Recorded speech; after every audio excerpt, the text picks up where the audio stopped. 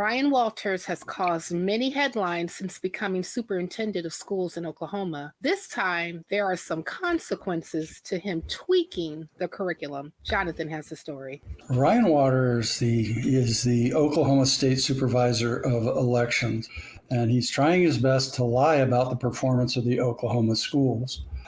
First, he claimed he had nothing to do with lowering the standards on state testing, boosting scores by 33%, basically falsely. His underlings admitted that they closely supervised the revision process and did not allow any public comment, did not inform the school districts, and sought no public input. Sadly, the boost in proficiency was a lie. When tested by the standards set to comply before the change that were set to comply with the federal standards, it is lower than ever. Oklahoma's 49th in education in the United States. They're only better than New Mexico. And Alabama's actually better than them. So it's like not a good scene, not a good sight, not a good look for them. And this is an indirect attempt to destroy public education in Oklahoma and do it without anybody noticing. They're meeting their objective. As I said, they are 49th. And the K through 12, and not just overall education, but also in K through 12. So a lot of times the universities bring that number up, but not in the K through 12 here. So this story is by Nuria Martinez Keel, the Oklahoma Voice, and printed in the Oklahoman on 8/23/2024. I yield to the panel for discussion. Well, actually, I was going to come to you, Jonathan, at first, since you introduced the story. How does the lack of transparency in the changes to the test scoring affect public trust in educational assessments and government agencies? Well, it obviously isn't good, but the problems. The problem of lying this much about it, and this on the heels of his story we also already covered about his putting a Bible in every classroom, kind of puts his, and as we know, conservatives hate public education. It doesn't serve their needs at all. It tends to teach people how to think, and they don't want anybody to think. They want them to just follow the propaganda and not actually think for themselves. But this is that attempt, but it's fraudulent, and it's going to end up really irritating a lot of parents who now have to contend with a school system that is not working for their children because they're deliberately trying to sabotage it. They're in a related move that we're not covering necessarily, but there's another action that Mr. Walters did was to tie the school's accreditation to the state to the test scores. So though this will help them with their accreditation, there are a lot of new rules underneath all these that, let's just say is backed by churches, but opposed by teachers.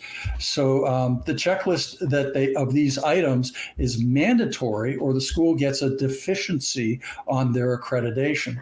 Many deficiencies, and the school can be closed or taken over by the state. So this is setting up local school districts to fail. And they want them to fail because they'd rather have them all going to religious schools privately. So this is really a serious issue that we kind of cover in a lot of our stories. But how long are the parents of these kids going to tolerate this kind of stuff? Eventually, it's going to reach critical mass, and I don't think they're going to like the results of that. Well, but anyway, that's kind of what I have to say on it. Yeah, well, I'm always like a person that supports a critical mass to make change. But I don't know if Oklahoma or maybe the constituency there is really organizing to do that.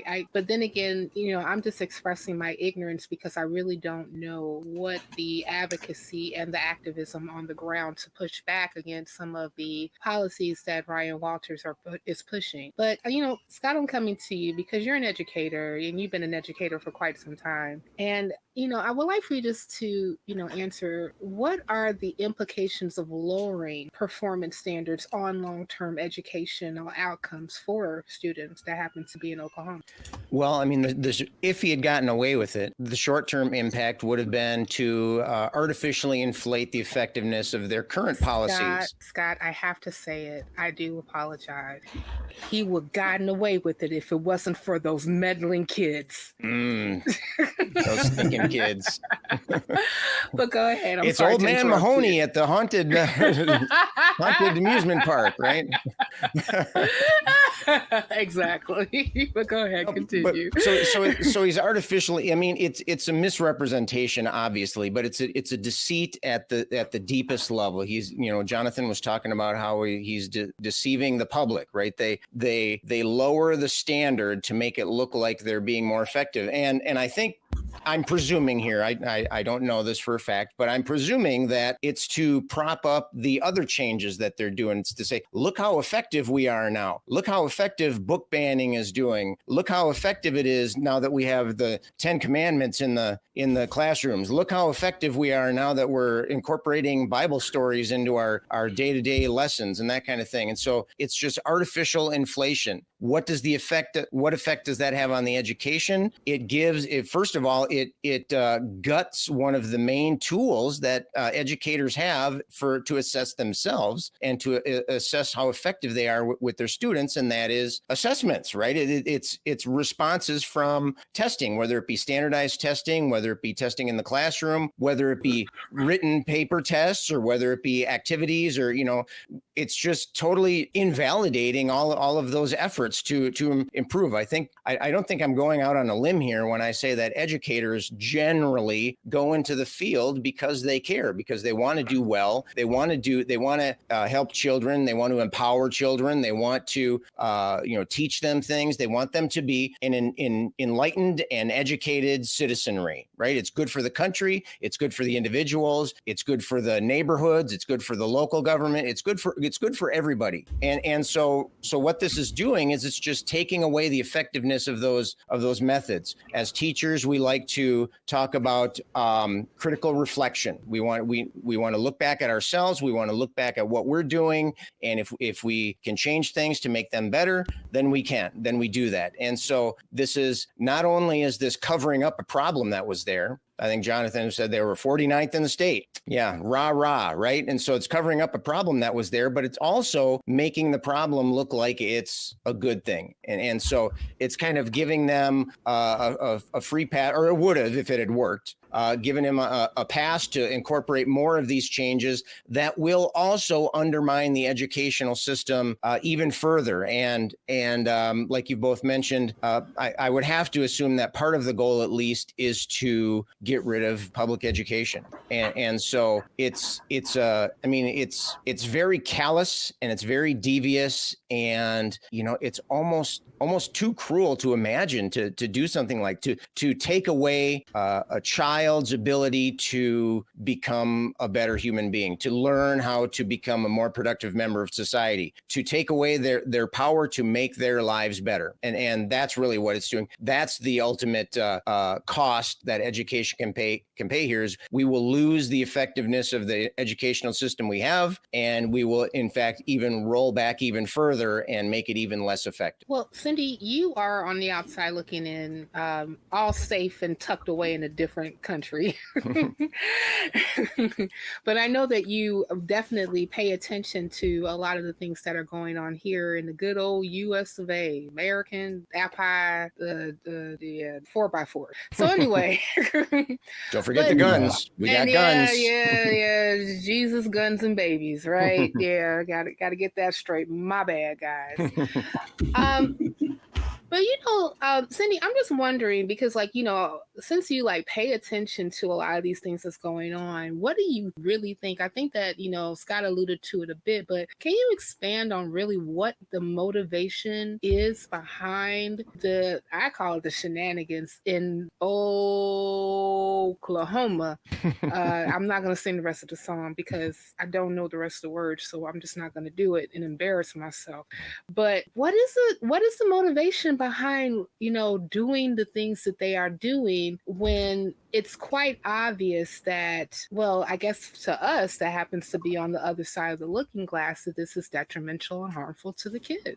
Yeah, on top of everything that Scott said, and I think was very, very much on point, there's another side of this. Let's say that this worked and nobody noticed. What happens to the students once they leave those schools and go to university? They will be behind everyone else because they think they did very good and they think they have the level to be in a university and they don't. And what happens? They feel like they don't belong here and they feel bad about themselves, and then they feel like they're stupid and not deserving of more education. And I'm wondering if it's an intended purpose or if it's just a sad consequence. But I think that's something we need to take a look at, because if this keeps going in the future, whether it's this specific action or any other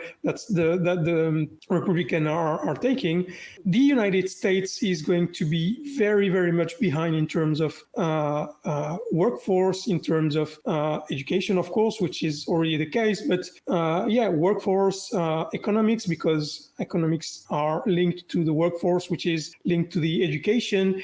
And so I think it was a couple of years ago that China took the first place in terms of scientific publications. And I don't see that specific story helping in this situation. I think as Scott said, the Republican survive on an uneducated base. That's how they've been surviving in the last 20 years. And so they do everything they can to keep that going. Last 50 years. Yeah, I was going to say Since longer Reagan, than that. pretty much. I would say that's even longer. Yeah. Well, guys, this is not in my notes, but I did read this little document called Project 2025. And all 900 pages, huh? You're all 925 pages, yes. Well, I'm not going to say that I read through all 925 pages, but I did go through the contents, and I would go back and forth and skip and skim and things of that nature. But one of the things that is in Project 2025, and it's also on the on the docket as far as platform items for people who happen to be conservative on the right, is to get rid of the Department of Education. And I'm always concerned because one of the talking points is, let's get rid of the Department of Education on the federal level and leave the decisions on how to run schools to the state, including having parents be able to utilize, I guess, tax dollars to do school choice. But I'm curious to know, and especially since we're looking at stories like this from a person, a superintendent that has clearly demonstrated and said out of his mouth that he is a Christian national, what type of really horrible, horrendous implications could this have if there is no oversight or regulatory body over education on the federal level? And do you all see his actions kind of fulfilling that wish list that the project has implicated? Jonathan, I'm going to start with you, and then Scott, and then Cindy. I would like to hear your thoughts. Well, first off, this is a process that they've been already implementing, as we see here, The accreditation changes I looked through kind of indicate this. So it would penalize districts that maintain active employment of teachers under investigation for certificate or revocation. That's one thing. There's quite a few. I'm going to skip some of them. But the other thing it would do is districts would not be able to receive state funding if they support or maintain certain diversity, DEI programs. And so that means that kind of tells you where they're going with One this. moment, John. I just want to actually tell the audience, for those who do not know what DEI means, that means diversity, equity, and inclusion. Continue, please. Yes, my brain had a hole for that. It just sort of fell in that hole. No worries. And would subject teachers to potential dismissal for sexual acts. And this is not in school. This is if sexual acts or acts that appeal to the prurient interest in sex as found by the average person applying contemporary community standards, or acts that excessively promote sexuality, they can be refused employment. Critics say it can be used as grounds to terminate teachers who engage in after-hours activities like drag performances, if those performances were recorded and put online. And there are some people who say that in my comments, I said, this could mean that if somebody happens to catch you at home watching RuPaul's Drag Race, they could fire if they could twist this to make it fireable. Welcome to America. Welcome to America. Right. I was welcome to the freedom to do what you want in your own time. Or they catch you watching a porn channel or something. It's none of their damn business. If I lived in Oklahoma, they would have fired me a long time ago because I love that damn show. But Jonathan, can you expand this a little bit? Because it almost sounds like that what you're saying is that they're trying to penalize you for either being allied or being part of the LGBTQ community and also living your truth out loud. Is that what? Yes, because that's what I'm. They want to suppress that. I'm quite sure, because these rules are rather draconian if you think about it. And if districts fail to comply after receiving notice from the department, they will receive an accreditation deficiency as well. So it's like, it would strike from existing rules on local school boards that board members shall refrain from involvement or interference with the administrative functions of the school. That means the school boards could come around and say, you can't do that. No, we want it this way. Take the power out of the principal and the teachers and start micromanaging what's going on. And so, yeah. It gets Scott, worse. Well, Scott, do you want to follow do a whole show on this? All right. Do you want to follow what gets worse? Sure. Yeah. Okay. So give me a second here. I got to catch my breath. Okay. Please all right. do. So you were asking about. I'm sorry. Could you repeat the question? Yeah. Basically, I was asking. With Project 2025 and the right basically aligning themselves to get rid of the Department of Education on the federal level. Okay, right, yeah. What kind of implications could this have, like detrimental implications could this have, on kids, especially who happen to attend public schools? Mm-hmm. I think that indirectly attacking the Department of Education, I think I'm not entirely convinced that that's either the main goal or even one of the main goals here. That might just be, gravy, right? That's just a fringe benefit. I think what's really happening here, and again, this is my opinion, but what I think is happening is that Oklahoma lawmakers, they just want to operate in this fictional world, and they want to dictate how things operate, and they want to enforce that perception of that fictional world onto others as well. Gaslighting. This is really just high stakes gaslighting. And so the drawback to that is effectiveness, educational effectiveness be damned, right? It's like, it's hard to imagine that would be a consideration at all. It's all about how do we look and what can we do with it. And that is just misguided leadership right there. It would be hard to make up something worse than that. I mean, it's just sacrificing the kids' futures in order to enforce this story that, they can't back it up themselves. Their religious stories, they can't justify that kind of belief. And so what they can do is they can kind of morph the rest of the world back into their viewpoint. And, like I said, education be damned. And it's really infuriating and asinine. Well, I'm going to give the last word to Cindy. Cindy, what say you? I remember in 2016, after Trump was elected, I read this fascinating article explaining how and why Trump won back then in red states and mostly rural areas. It's because by destroying the education system in these places, the only source of information the public has is the church. And so if you don't have enough information about why you are in a bad situation, then the only source of information again becomes the church. And that's the point of Christofascism. It's to give back center place to the church, not only in terms of society and community and everything else, but also information, because when you control information, of course, you control the entire population. And I think it's basically what's happening here. Again, it's just more and more of the same stuff. Just control information from the people you want to not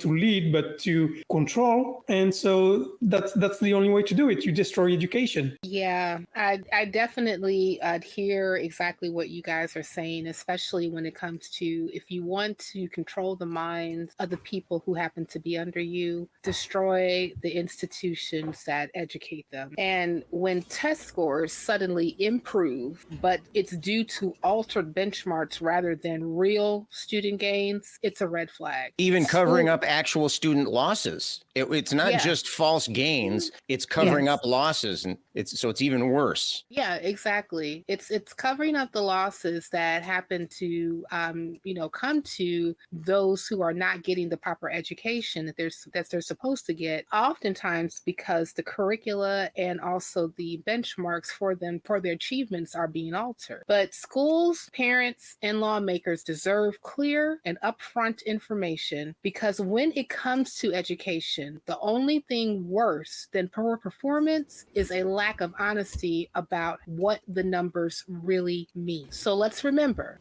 if something sounds too good to be true, it might just be a change in the rules. Always ask, what's the real score? And if you, dear viewer and listener, want to ask what the real score is, or if you want more nonprofits, click here.